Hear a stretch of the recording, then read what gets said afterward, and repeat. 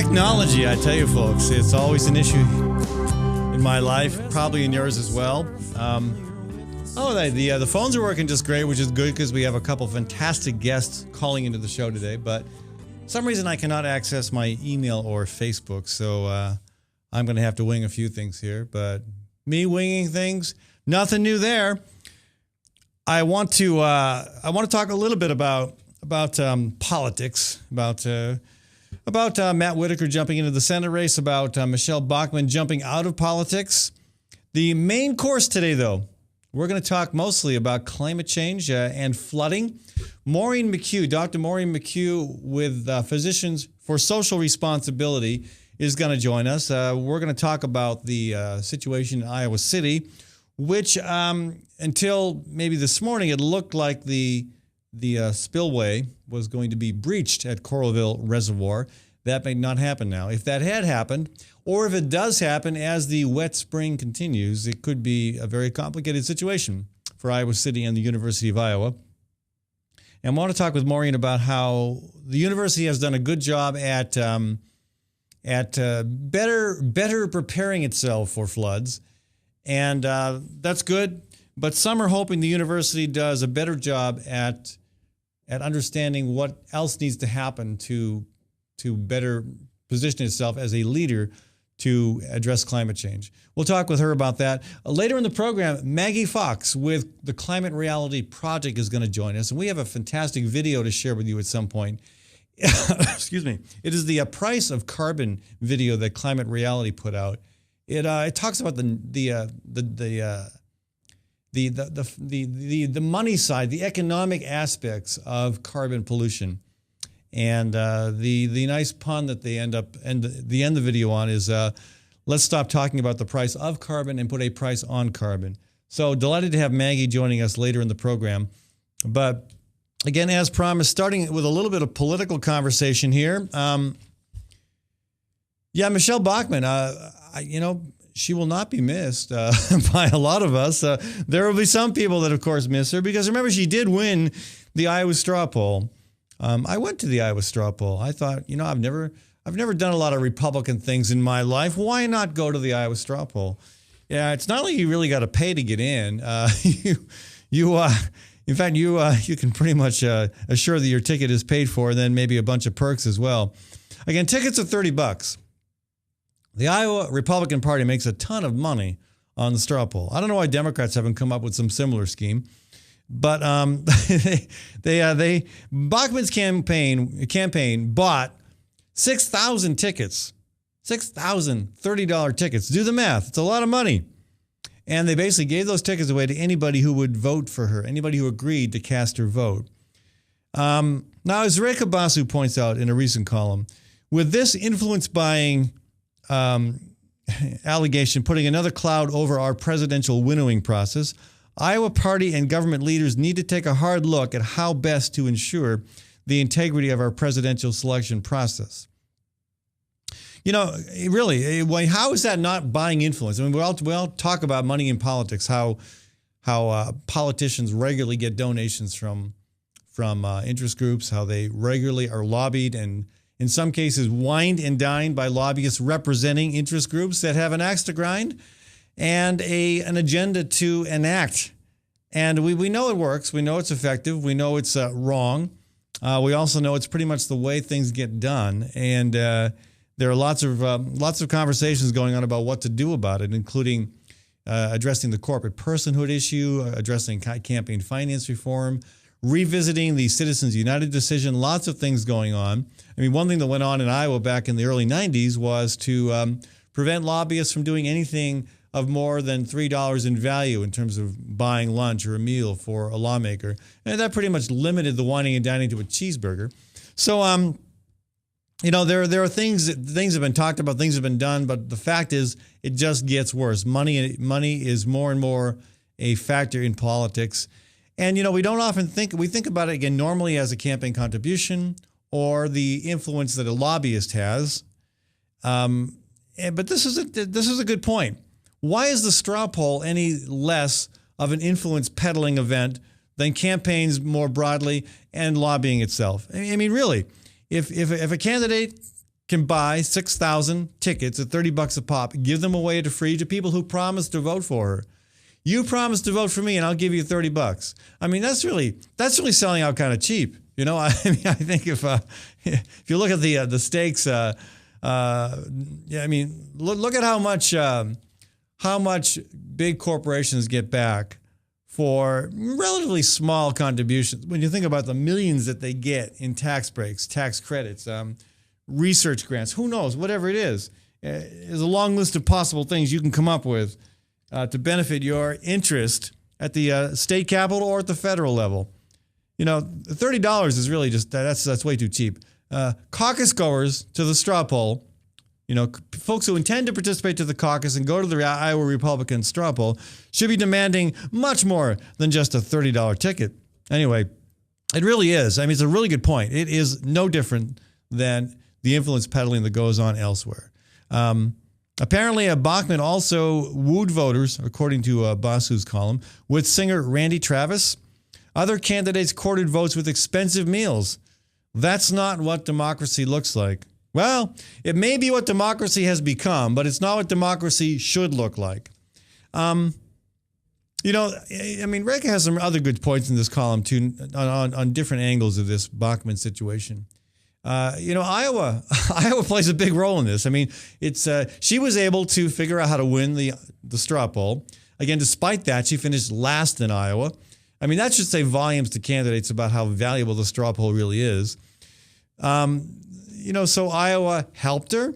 You know, originally, I mean, when she came out of the straw poll, even though Ron Paul almost finished dead even with her, she and I think Rick Perry and Mitt Romney were given the three top seeds in Iowa. Of course, you know, that didn't pan out very well for two of those candidates. But, you know, Iowa had a big role to play. The Iowa straw poll, in this case, a big role to play in vaulting those candidacies forward. Now, you know, in the end, Iowa had a big role to play in tanking Michelle Bachmann's campaign.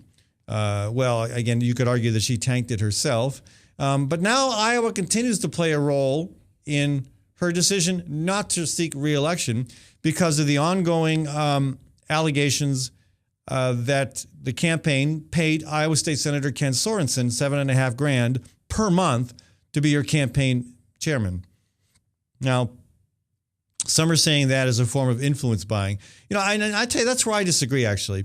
You know, I clearly, if you're giving somebody a $30 ticket to an event, if they agree to vote for you, that's quid pro quo. That's very, very clear, very emphatic. But if you are a state senator, you know, getting involved with a presidential campaign and you get paid to work on that campaign, I don't see how that influences your job as a state senator. You know, I can't think of anything. I mean, maybe there's some things that we could think of. I don't see how that influences your position relevant to what your service to your constituents. Again, I'm generally not a fan of what Ken Sorensen stands for, but in this case, I don't see that as problematic. Well, apparently the Ethics Committee does in the Iowa Senate, and they have forwarded the complaint to the Iowa Attorney General's office. I guess it looks like it's going to be. We'll see where this goes. That in itself is a very, very unusual move, and we'll see what happens with that. But again, you know, Iowa continuing to wield political influence in unusual ways in this case. You know, again, the last thing I want to point out from Reka's column on this is that it is remarkable that somebody like Michelle Bachmann could win an Iowa straw poll, even though she spread she calls them bogus fears of a Muslim infiltration of government because Hillary Clinton's former aide is a Muslim. Yeah, it's bizarre to even think about the lack of logic there. Bachmann was also responsible for telling a far-fetched story about the HPV vaccine, which prevents cervical cancer, causing a little girl's mental retardation, and for warning of U.S. education laws being part of some international socialist agenda. Well, the truth is, that's red meat for part of the Republican base. They love that stuff. They eat that up. No pun intended. They really They want enemies. I mean, a lot of folks thrive on, they get some satisfaction in demonizing a constituency group that doesn't look like them. And, Muslims have become a very convenient target.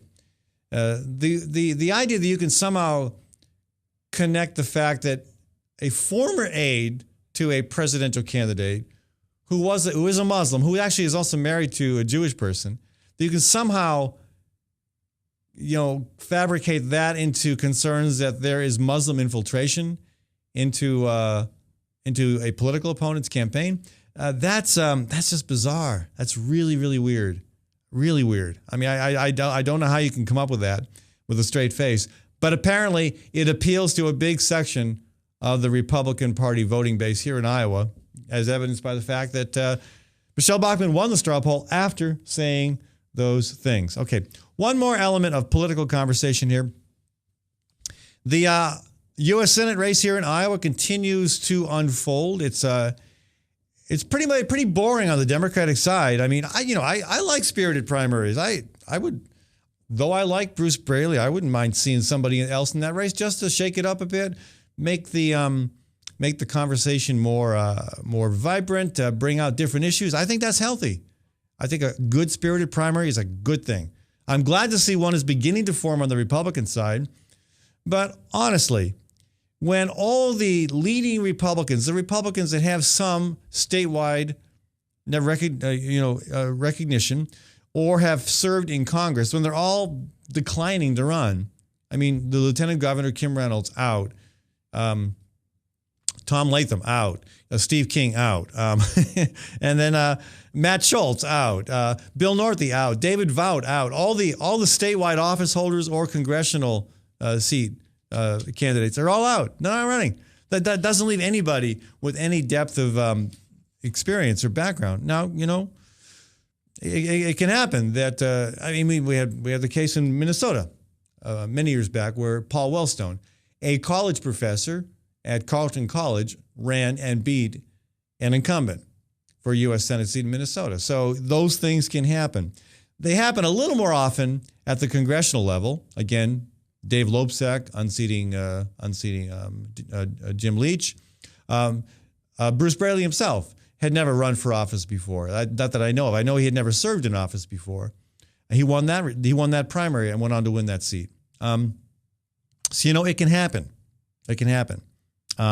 Maybe even Tom Latham. Tom Latham had not served in office before when he ran for the House seat in North Central Iowa at that time. So it can happen. But I think when you're running against a congressional incumbent who's running now for the U.S. Senate, who is, who seems to have, he weathered some pretty tough races, Braley did, but in more recent years has done well. Has not in the last election at any rate, did not receive a very strong challenge. I mean, it does not look real well for the Republican Party here, but we'll see what happens. Again, I'm glad there's a race shaping up. It is, Matt Whitaker, interesting. He's again he's pushing a very standard message. He just announced his campaign this week. He pushed a very standard message. He's concerned about federal debt and the overreaching federal government. He's concerned about a government that spies on its people and steals from our future, whatever that means, and that taxes are beyond what is appropriate and necessary for small businesses. Some of that is all pretty standard stuff that appeals to a broad range of people, but, his previous track record of some very extreme comments, which we'll talk about at some other point, that's going to come out. And I suspect it's not going to go well for him when it does. All right, folks.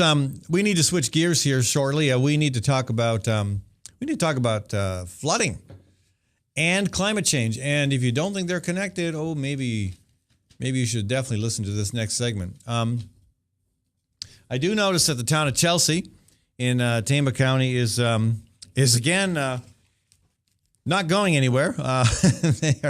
They're refusing to move to higher ground, I don't know how long that can go on for. Every time this happens, FEMA bails them out. And again, I think Chelsea's a great place. Been there many times. I question whether it makes any sense at all for the taxpayers to continue to provide flood relief to folks who continue to live in an area that is regularly a flood problem. We're going to talk, though. We're going to switch to a bigger fish. Iowa City is right now. It's starting to look a little bit better for the folks downstream from Marshalltown, which got hit really hard by the Iowa River flooding. It looks a little bit better for folks in Iowa City, although they have been sandbagging vigorously, and things aren't as bad as they had been projected to be. I want to talk with Dr. Maureen McHugh about that. She's joining us all the way from Iowa City on the phone here. Hi. Hi, Maureen. Welcome to the show. Hi. Actually, I'm sitting in Tiffin trying to get gas, very ironically, before I head into town. I am very curious about whether or not Rocky Shore is open or closed. It's starting to drizzle here, so, we're holding our fingers crossed that it's not going to be another deluge. Because, as you say, the predictions were based on more rain this past weekend, which didn't come, so that helped a lot. But looking at the radar map just now, we've got some bigger storms beginning to form to the west of Des Moines and north of Des Moines, which again could put some water in the Iowa River Valley. Yes. Right. Now the projection was for the for Coralville Reservoir for the spillway to be breached for. And once that happens, it's all bets are off in terms of what kind of water finds its way, downstream. But that looks like that's not going to happen. Well, it's not going to happen to the extent that had been predicted. But there are several roads underwater and closed in Iowa City, even as we speak. And as you know, it is still coming. So Iowa City and Coralville are very much under sandbag protection at this point. And the university is very proud of their preventive efforts with regard to the sandbagging. Yeah. Now, when I spoke with you earlier this week, you'd mentioned that they have done a much better job at managing the threat of flooding than they have in the past. Right. Yeah. Right. What specifically have they done differently that you've noticed? Oh, well, they're using these HESCO containers, which are enable them to develop a huge line of sand much more securely than when you're doing all these individual bags that thousands of people are helping them place. It's a much more solid wall of defense. And for that, I think, the university is proud, and rightly so, and, claims a place as a leader. My looking at it, however, is such that it's kind of like Leadership 101 when we really need to rapidly move to the graduate level of leadership. Good metaphor for a university. And what does the graduate level of leadership look like on this problem? Well, the graduate leadership would look something like how the university is rapidly getting itself off of fossil fuels, or in fact burning anything.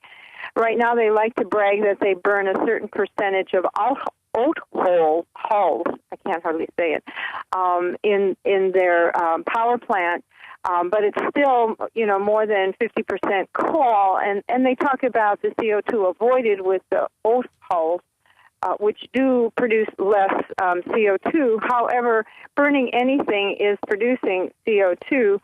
And, there's a lot of unaccounted energy embodied also in those oat hulls as they produce the oat.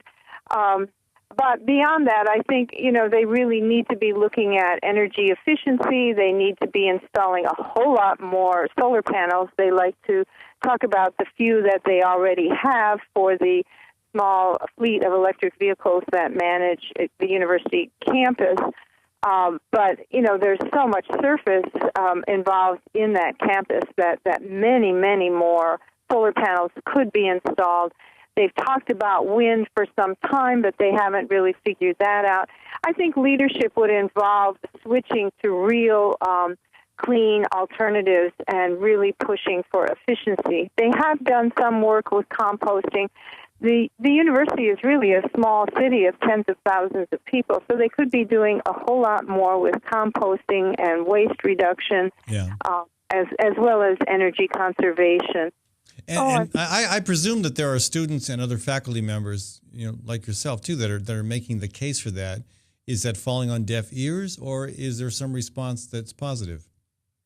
Well, I think among the student community, there's a huge response and a huge outcry to improve the situation. There's an effort to divest from the fossil fuel companies, but of course the university says, oh, that's just too difficult. They can't do it. But hell, they did manage to build these walls of sand.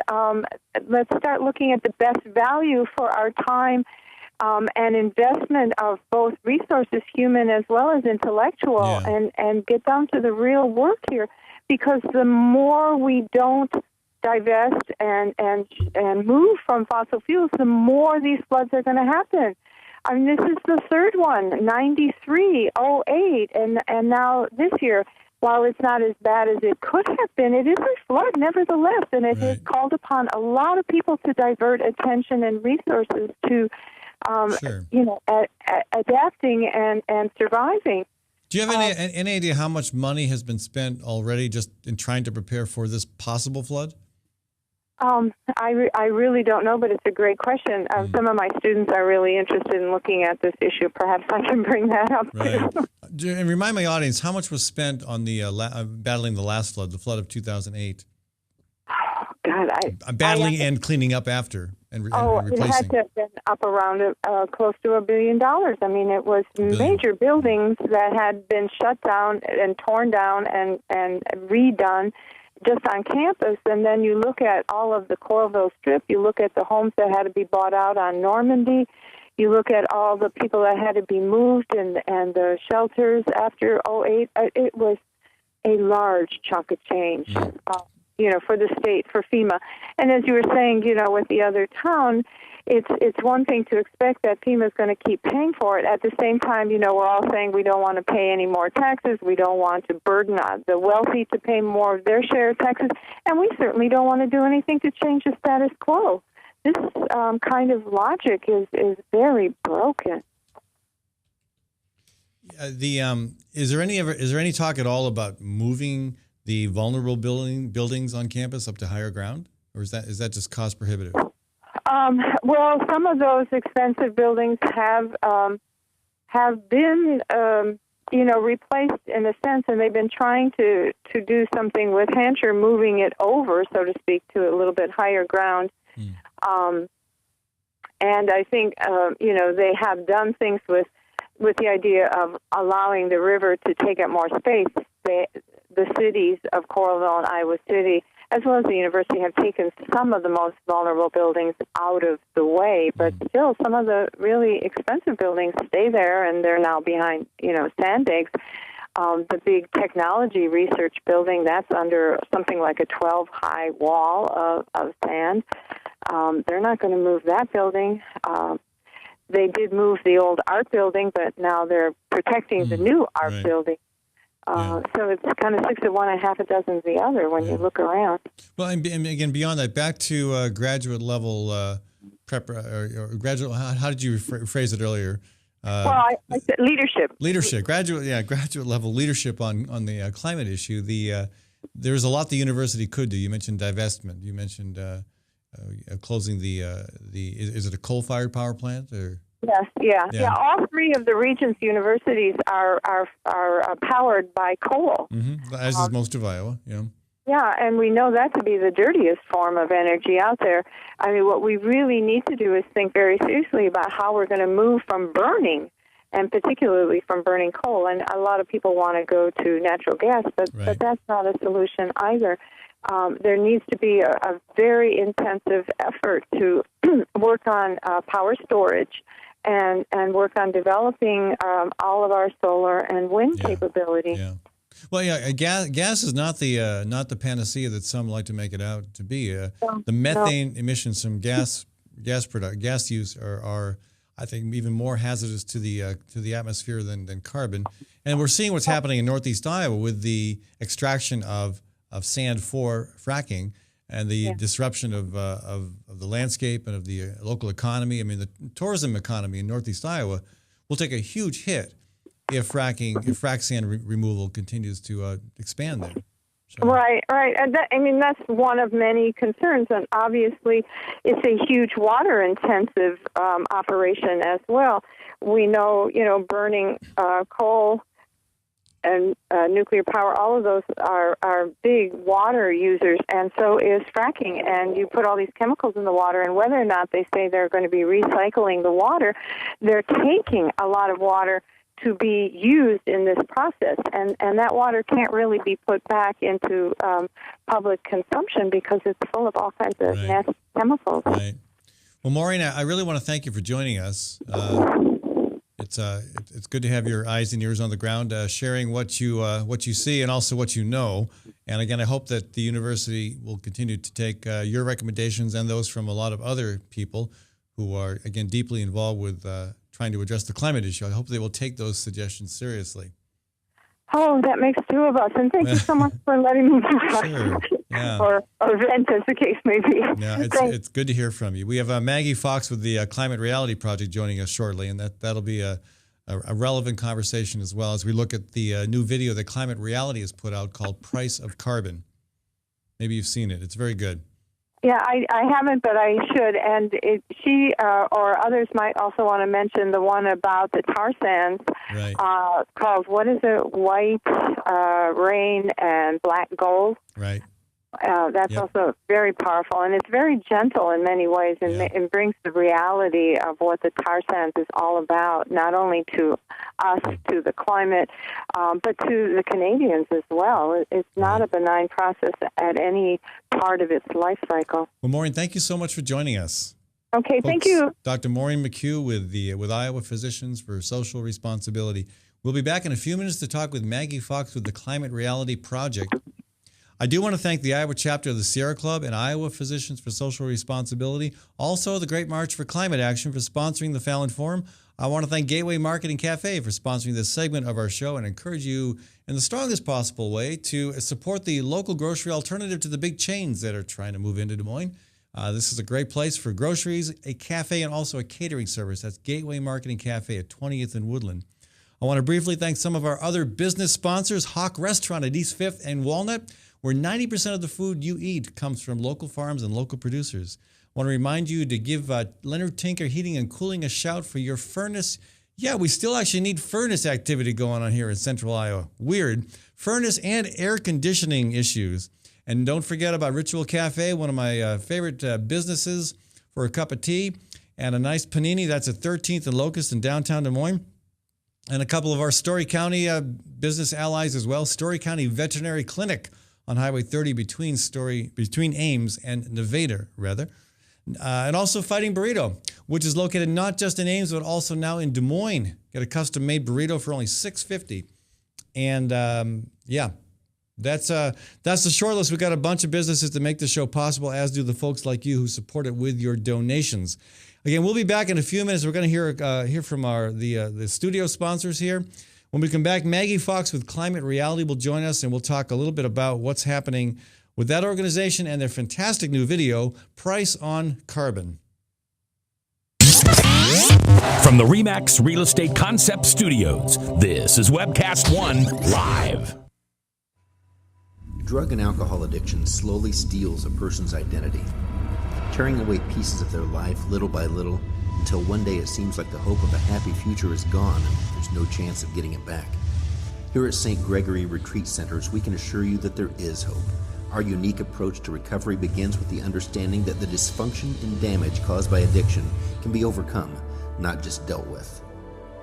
Don't let another day go by. Call St. Gregory today.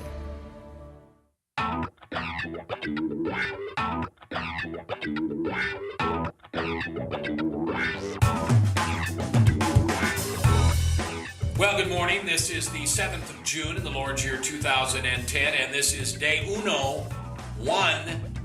of webcast1live.com. We will begin with Max World Live with my special guest, Tom Coates. In just a minute, there's Tom. Wait. Howdy. And we will be live for the very first time on Webcast One Live.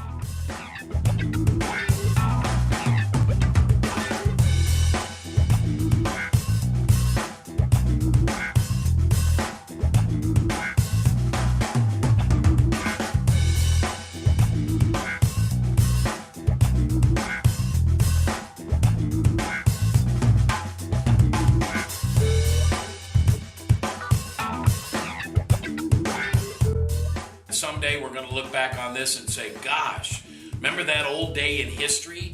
Wonder where Walter Cronkite was. He must have been around hanging there too. But actually, it's the beginning of Webcast One Live. And thank you for listening. Thanks, Rob Spearman, and everybody who's put together this project together. And we're ready to go live now. So thanks for listening to MaxWorldLive.com.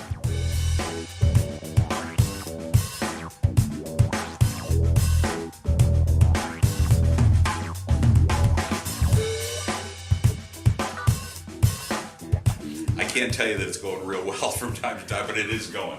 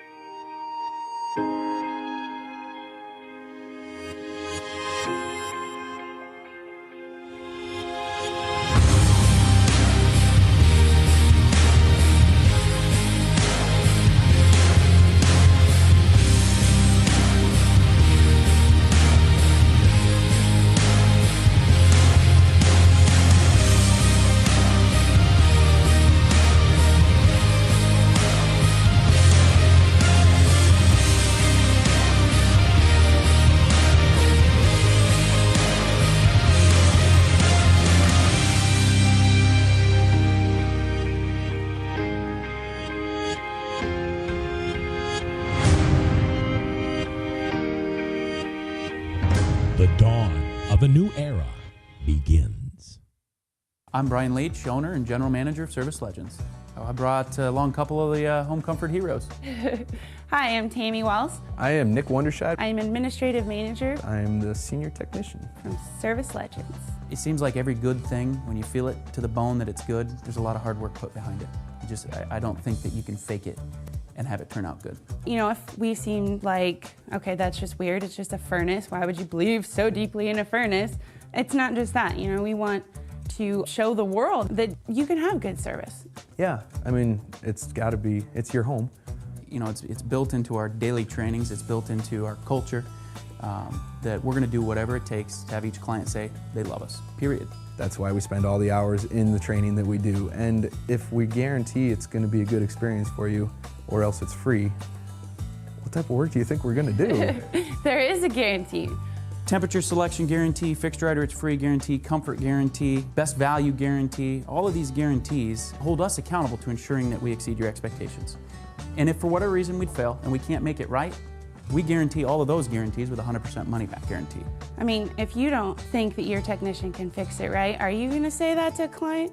No. You don't have to worry about having a technician come to your house. We drug test, background check all of our team members. We put safe people in your home. Each and every one of our service techs, 400 hours a year in training. You tell it the minute they walk in the door. They know what they're doing, they've done their homework, and they actually truly care about what you want. Because at the end of the day, you're the person that makes sure I have a job. They're gonna be listening. They're gonna wanna know what your challenges are. Then they're gonna come and give you options, and you get to choose. If I'm there to help and I make it easy and painless, I did my job right that day. Well, when it comes to your comfort, safety, and your family, you know, you don't necessarily go buy the most expensive, but you get the most bang for your buck. Oh, it's worth it, because there's a lot of people that will find a way to get it to work right now and then leave and then come back, charge you again, and the cycle just repeats itself. So when I'm out there looking at the furnace, I want to find why it failed today. How can we change the part today with something that you're not going to have to worry about? Is it worth changing the part today? I mean, you can put a lot of money into a furnace. I can fix parts all day. There's good job security in that for me, but is it the right thing for you? I get a lot of the phone calls of after the technicians are there. They're just in awe. They're like, wow, you guys are great. I mean, I don't even know what to say. You guys are great. Everything you did was perfect. It was great. Keep going though, I like this. Just give us a try. I'm gonna take all the risk. I've got the time to make this right. I've got the support to make it right. Just check us out. And if you don't see the value in what we do, I mean, fixed right or it's free or 100% money back. enough said.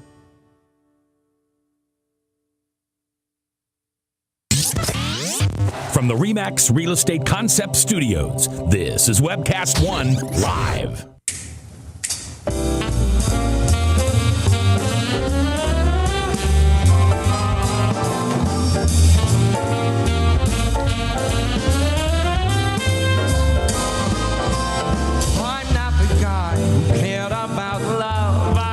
Welcome back.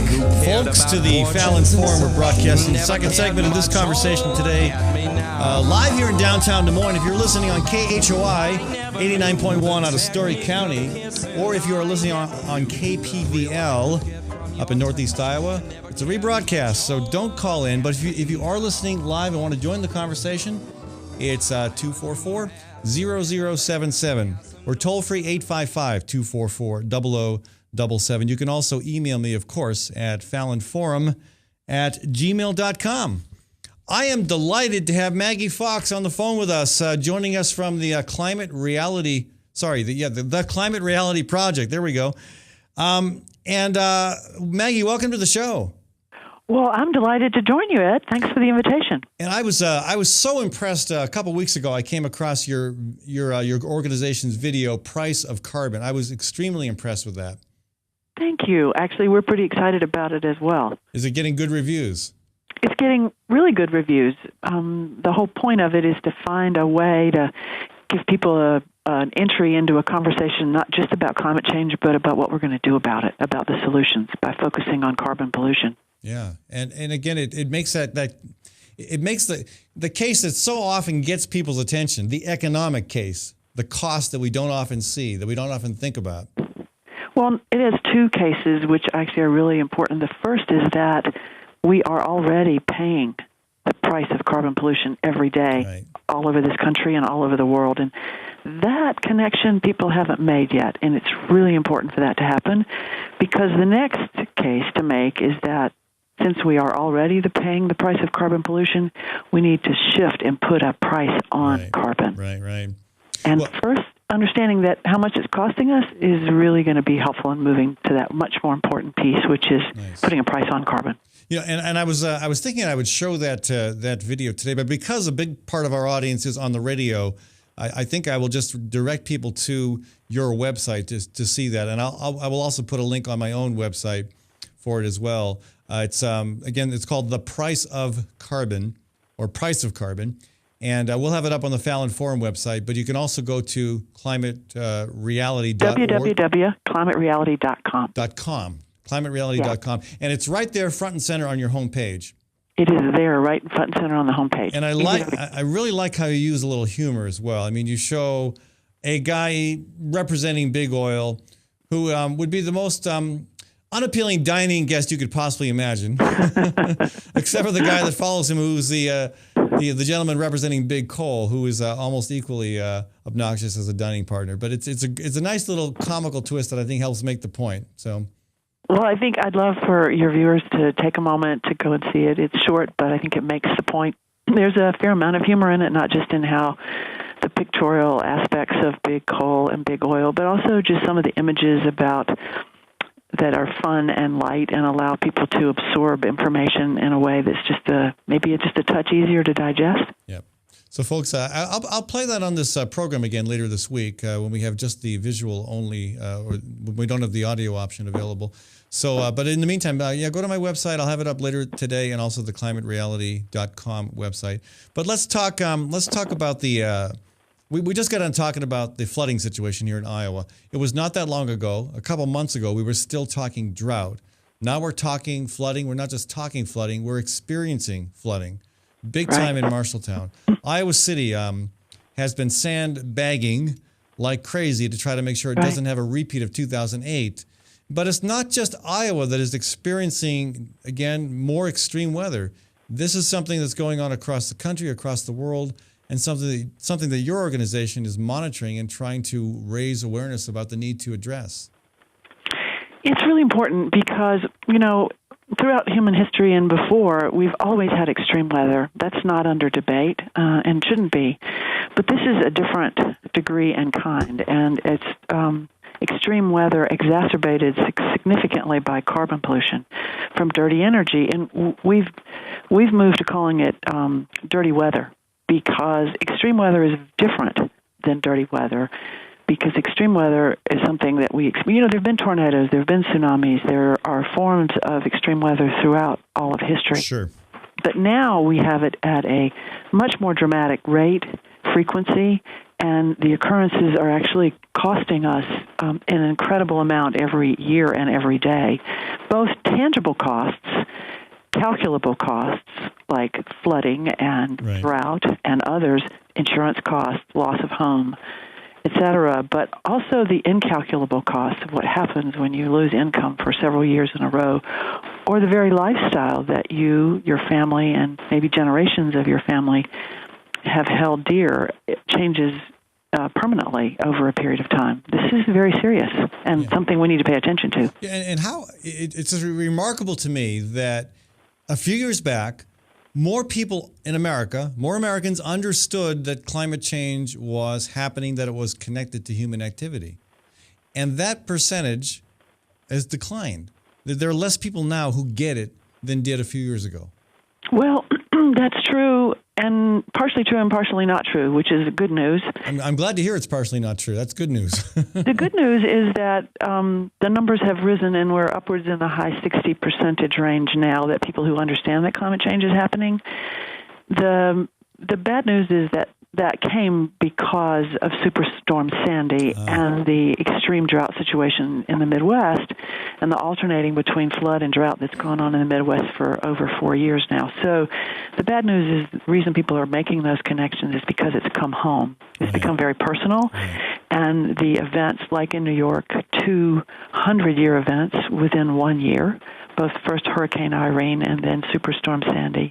And the same is true in the Midwest, where you have this alternating drought and flooding at such extremes that it alters lifestyles, not just for a period of time, but rather for many, many years. So the good news is people are starting to face reality and understand that climate change is real. You can't embrace the opportunity that it presents without actually facing reality. Yeah, and you can't really do that without understanding that this weather is not a happenstance, and it's not going to be another 100 years before these events occur again. Yeah, I mean, the first time we had a, quote, 500-year flood in Des Moines, 1993, the next, quote, 500-year flood was 15 years later. Right. And, 2010 was wet. I mean, we could have seen flooding then. I mean, even in downtown Des Moines right now, the water is not up to the top of the levee, of course, but it's uncomfortably close. It's flooded our amphitheater. It's flooded our brand new, river walk. Right. Right. That's not supposed to happen, at least not often, and it's happening all the time. Well, and it's not just the lifestyle changes that are significant. Your river walk, some of the not just basics of life, but amenities of life are being lost. But there's also an enormous cost that is both in terms of just strictly infrastructure and disaster cleanup, infrastructure repair and damage, some of which can't be, but you're also talking about rising insurance rates. Because when we talk about 100-year events or 500-year events, that comes as a result of weather meteorologists and geologists and others looking at weather patterns over centuries, and insurance companies and reinsurance industries rely on those numbers in order to set insurance rates. So you have an entire economic impact, not just to individuals, but people are discovering that their insurance policies are not covering these events. So it's not just that it's happening to you. You actually, the backup that families think they have or businesses think they have isn't actually there, because these events don't fit the market analysis. Yeah, and insurance companies, they're in it to make money, and they're not going to insure a risk that they can't earn, make money on.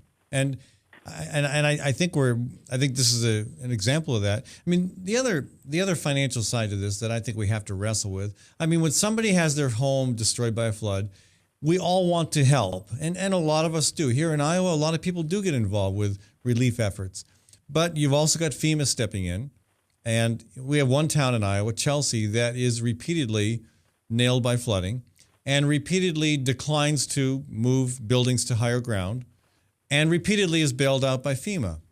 At what point, I mean, it's a hard thing to say to people, hey, I'm sorry, we're done bailing you out. But at what point do you say, okay, public monies are no longer going to be used. We can't afford this anymore. And it's not fair to the taxpayers. It's not fair to other areas where we need to spend money. I mean, at what point, is that conversation starting to happen anywhere? I wish it would happen here in Iowa right now.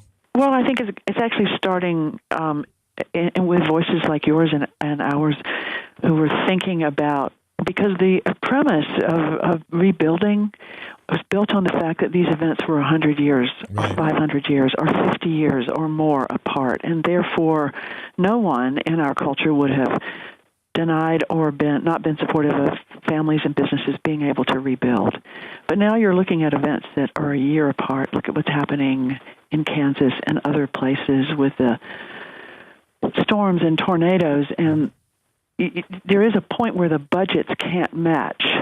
And that's not about saying that we don't support those families and those businesses and those communities and their long history and tradition. I think that is one of the most serious, incalculable costs of carbon pollution, is the way it is altering our lives permanently. Not just, I mean, if you lose your home for a period of time, that's actually, I haven't had that happen to me, so I think it's something that affects you the rest of your life, even when that home is rebuilt. So I don't want to understate the power and significance of that and the pain. But if it happens again a year or 2 years later, one has to ask the question, where is this pattern? And what can I do about it? So you are asking the right questions. I think the way we ask and answer those questions is going to have a lot to do with our ability to solve problems. And beyond the need to adapt so that we are more able to respond to extreme weather changes, other things that begin to happen due to climate change. Beyond that, I mean, it's so important that we stop the pollution that is continuing to exacerbate the problem. And that's even harder than part A. I mean, we just had a conversation with a physician in Iowa City about getting the university to divest funds from oil companies, to close its coal plant, to begin to shift more to solar, to wind. Right. And that's a really hard thing for even a progressive university to wrap its mind around. Well, I think that's one of the reasons for the price of carbon video. Right. Because at the end of the day, if we stay focused only on impacts instead of solutions, we don't move the conversation in the right direction. Right. It's really critical for you, your voice, and those of all your listeners and their friends and networks to start talking about this. That's really critical. One of the reasons we created the price of carbon video is actually to really excite and generate that conversation. So thank you so much for willingness to put it up on your website and to send people to our website as well. Because when you talk about a problem like this, there can be a sense, as you're expressing frustration about how it's reoccurring, there's another level of frustration, which is, wow, when you really absorb this, there's a sense of like, oh, wow, what can I do? Well, part of what we can do is face reality. It is happening. Right. The science is settled. These events are not random. They aren't long distances apart. They have enormous impacts. And so first face reality, then connect the dots between extreme weather events, whether it's droughts, floods, storms, etc., and what's happening to people's lives. And then the next is, well, what's causing it? Well, carbon pollution is causing it. Yeah. And then looking at those costs. And there's been a big fight for many years, as you've articulated when you talked about the university, that the fossil fuel industry is a part of the infrastructure of our lives, and that's accurate. Right. It is, but it does not need and cannot continue to be.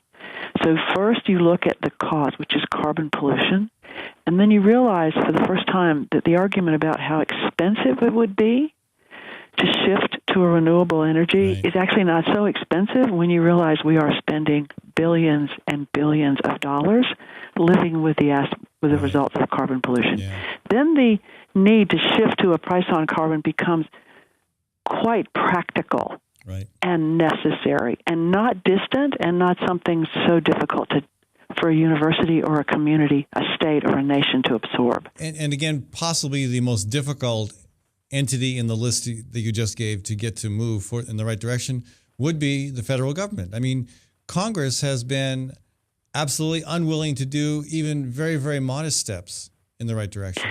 What do we do about that? It has. Well, I think it was really, we can spend a lot of time being angry at the United States Congress, or we can just change them. And so I want to stay focused on that. First of all, they represent us. Right. And that's why conversation is the first step. First, we have to talk about this problem. We've been silenced. There is a denier industry. Oh, yes. The fossil fuel industry has made it much more difficult for us to absorb the reality of climate change. So we actually have to do around denial and doubt the same thing we have to do with the Congress. We have to shut down denial and doubt, and we have to change the conversation.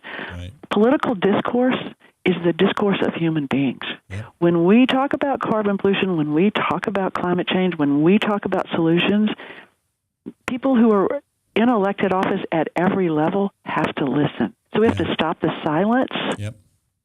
do exactly what you're doing, which is have conversations with university professors, bring in someone from Physicians for Social Responsibility, us and many others, people in your community who want to start, whoa, this is big. I need to understand this. I need to talk about it, and I need things to do. And the other thing we're doing here is organizing the Great March for Climate Action.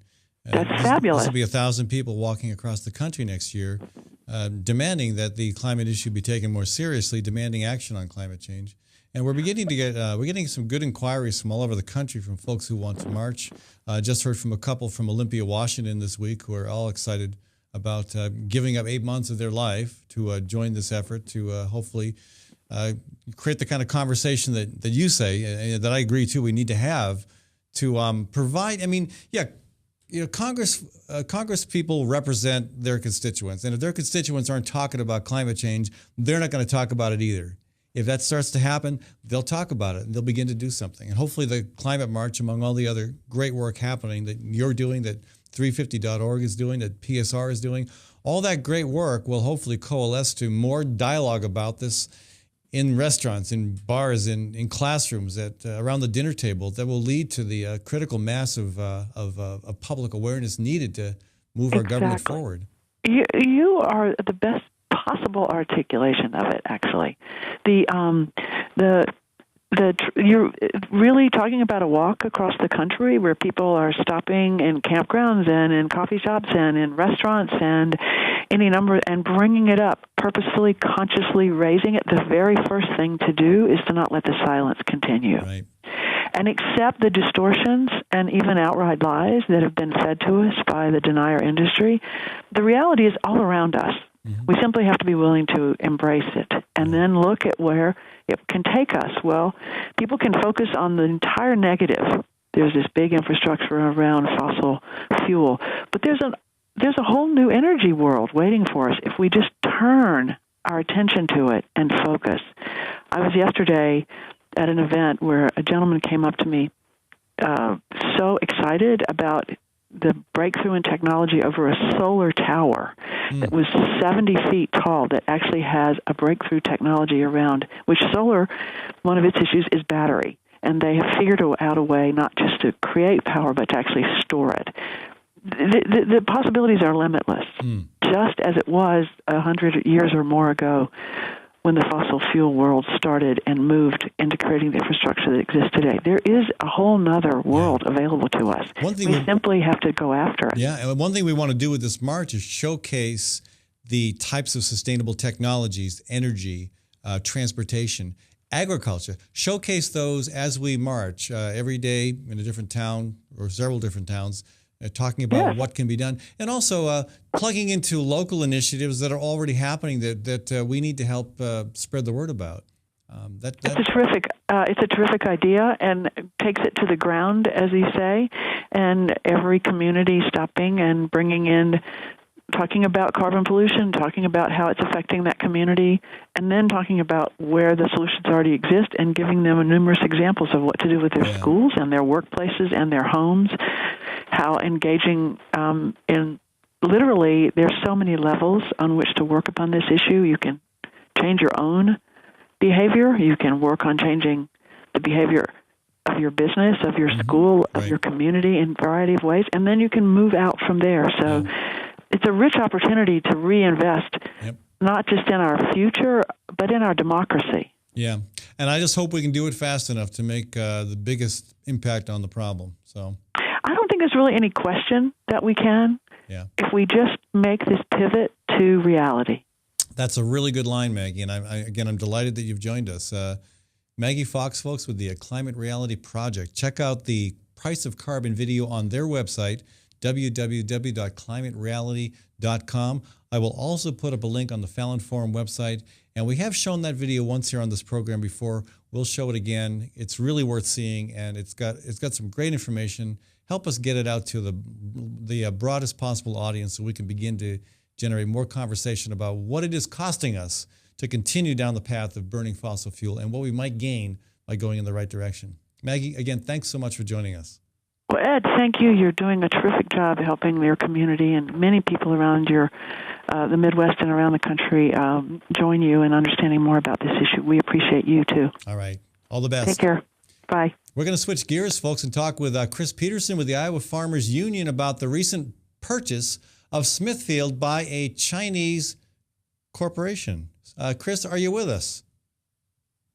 Yeah, I'm here. Hello, everybody. Hello, Chris. Welcome to the show, and thanks for taking a little bit of time out of your farm work day to join us.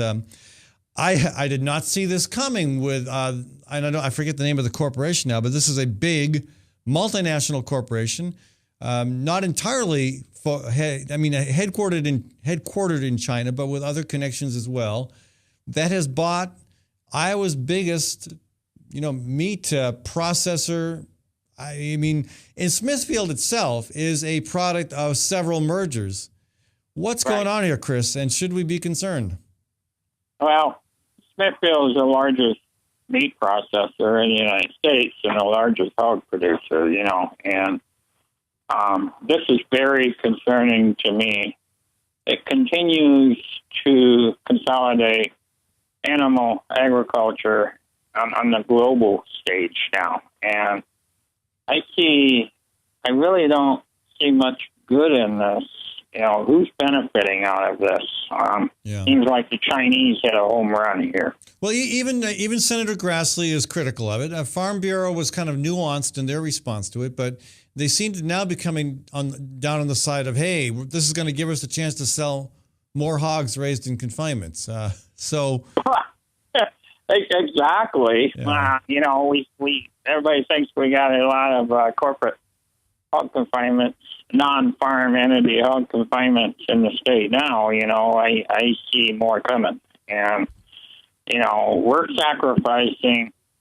And I don't have a problem with the Chinese people; they're wonderful people. Yes, of course. I know some of them, but this is big government, big trade, big free trade, and our environment is going to be sacrificed more so in this type of production. And it's bad enough when we're feeding our own people.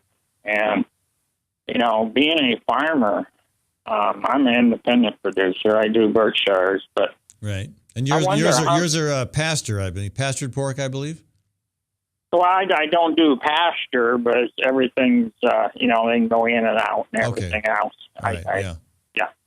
And I barrel in hay houses on cement lots, actually. Right. Okay.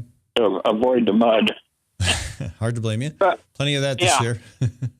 But, again, Iowa's environment, I think, is very important to everybody in this state.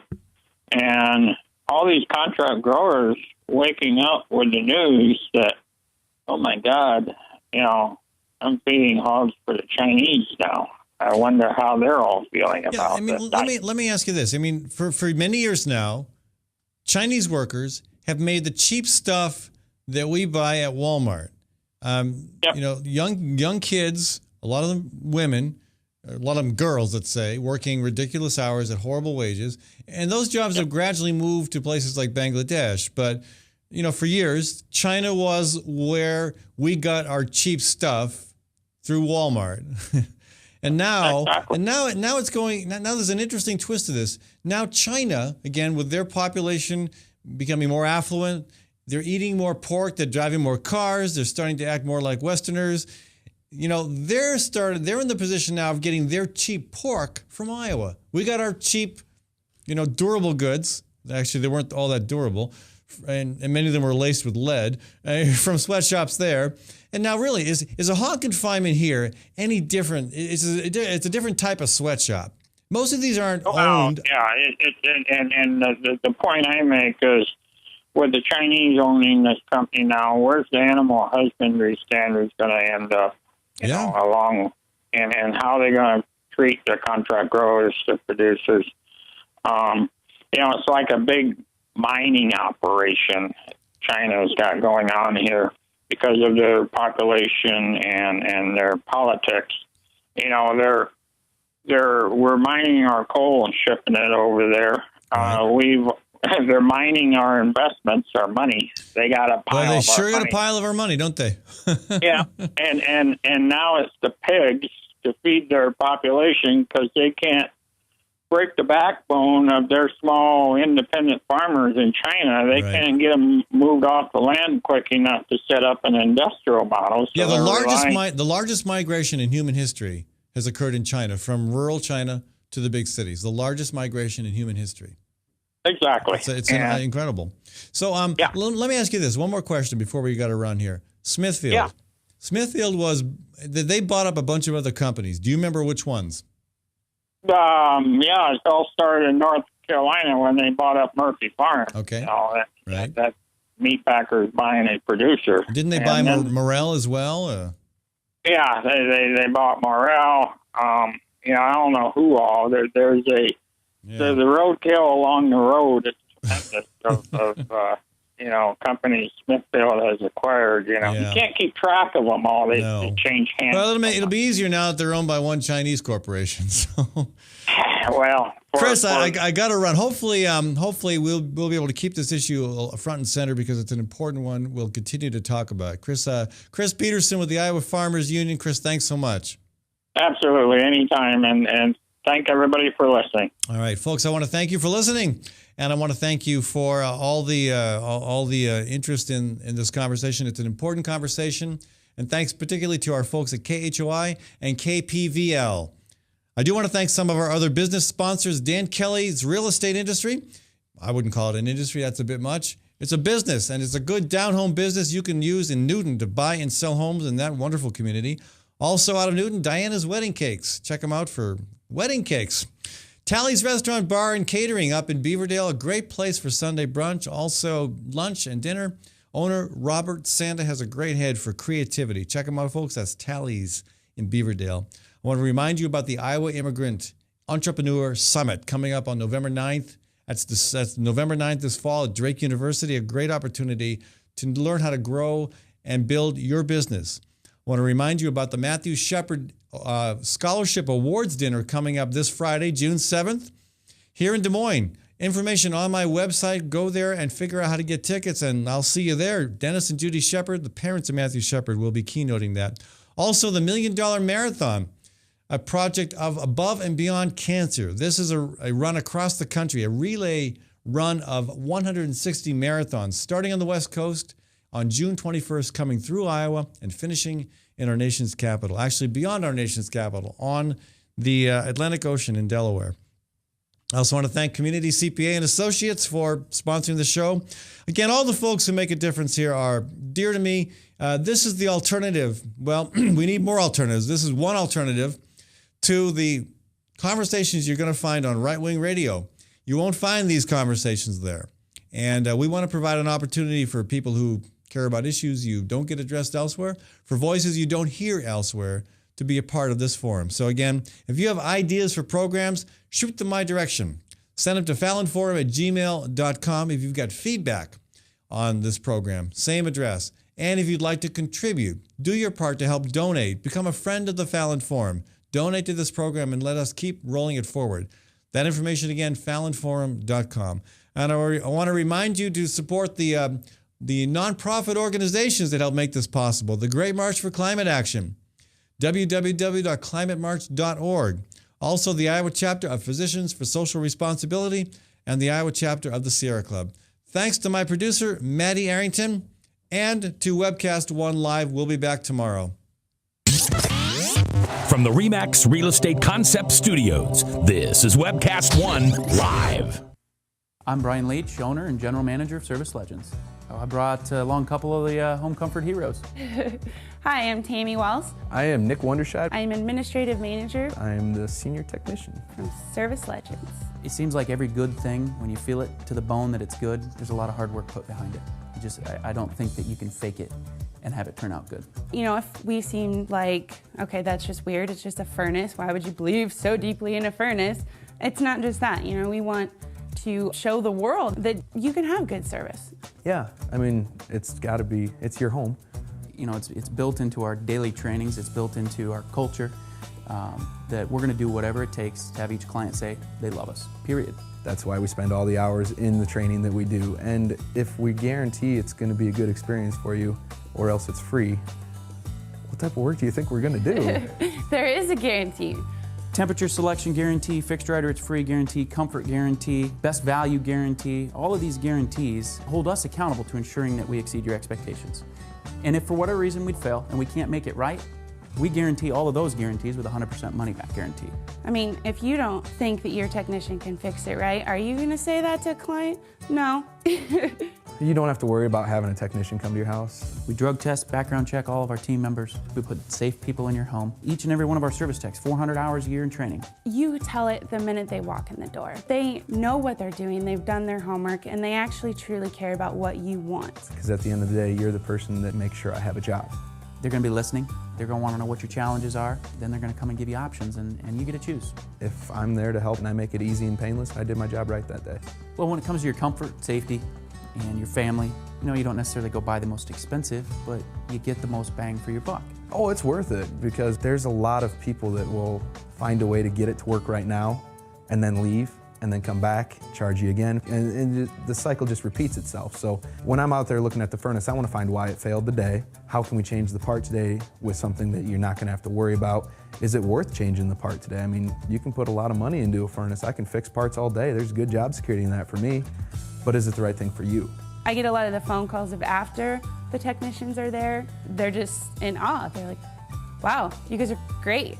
I mean, I don't even know what to say. You guys are great. Everything you did was perfect. It was great. Keep going though, I like this. Just give us a try. I'm gonna take all the risk. I've got the time to make this right. I've got the support to make it right. Just check us out. And if you don't see the value in what we do, I mean, fixed right or it's free or 100% money back. enough said.